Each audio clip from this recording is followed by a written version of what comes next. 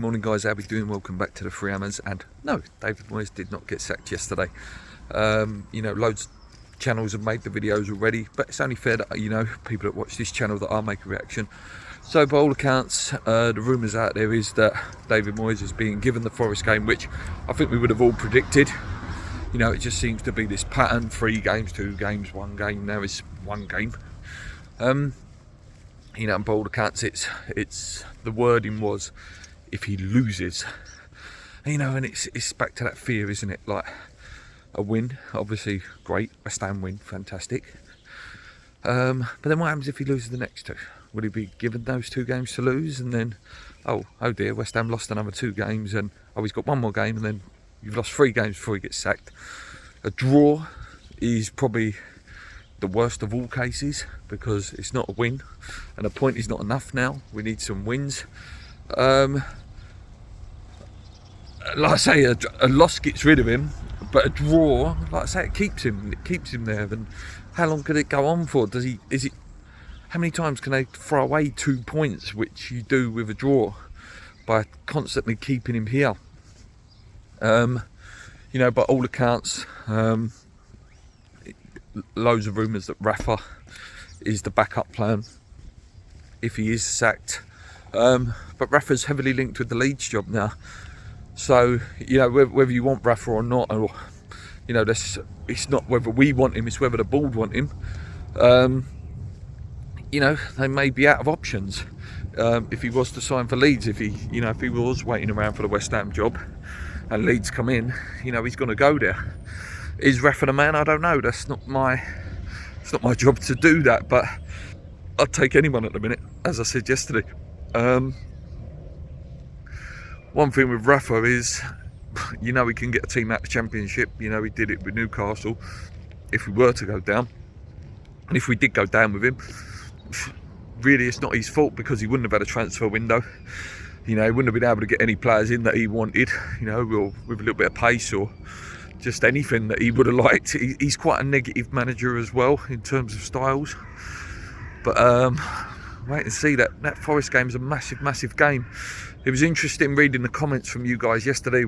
Thank you for all the views, and we're only 10 away from 4K now. But yeah, a lot of views were saying that it has really got to the stage where you're hoping West Ham lose now, because you want him gone, which is, it's a sad state to be in, and I know a lot of you would have said those comments with a heavy heart, that you want West Ham to lose just for the greater good, because it's that famous line, a death of 1,000 knives. It's a slow death, because if he stays to the end of the season, it's just going to be a slow relegation. Where if we were to lose, it's bad for that initial bit, but then a new manager come in, might get a bounce out of him for a few games and put some sort of run together that would keep us up. But like I say, I never want West Ham to lose, but I do see the logic in it. I do see what you guys are saying. And listen, there was no positive comments for David Moyes. There was none in the comments left yesterday. I think there was about 50, 60 comments yesterday. Not one of you left a comment saying that you want him to stay. So that's, I think that speaks huge volumes in terms of what sort of messaging we're trying to send to the board now. One other thing I thought about, and again, it's just a little bit of a theory rather than any evidence or anything in it. You would have seen in the thumbnail I put a little bit about Potter saying that I might need a job soon. West Ham waiting. Do you think that's what they thought?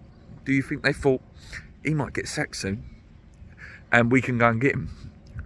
And Graham Potter is a good manager.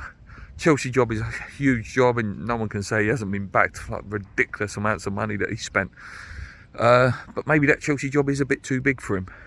By all accounts that, he probably will get to the end of the season, Potter, because it will look quite embarrassing if they were to sack him. Wouldn't surprise me if Potter actually gets at least 5 or 6 games into the new season. Then if it doesn't go quite well in the start, then he could go. But yeah, I was thinking that, is there some sort of thing where West Ham are thinking, if Potter gets sacked, we'll go after him. Listen, it's a good idea, but there's no guarantees with it. There's no guarantees that he's going to get the sack. There's no guarantee that he probably would even accept the job. West Ham are probably, what our board's like, they probably think, oh yeah, we'll definitely accept it. and then it comes down to it and go, oh no, we've never actually spoke to him, we've never even, you know, even ironed out a deal, or even, you know what they say, like they put the offers out there, put the feeders out there. West Ham wouldn't have even done that because we're not clever enough to do those sort of things. Yeah, worrying times, guys. I don't know. First goal in that game at the weekend, the Forrest game, when I do my preview later in the week, the first goal in that game is crucial.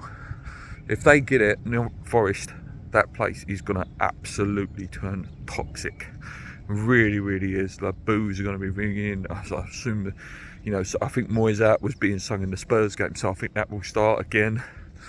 And it's just got to be sorted.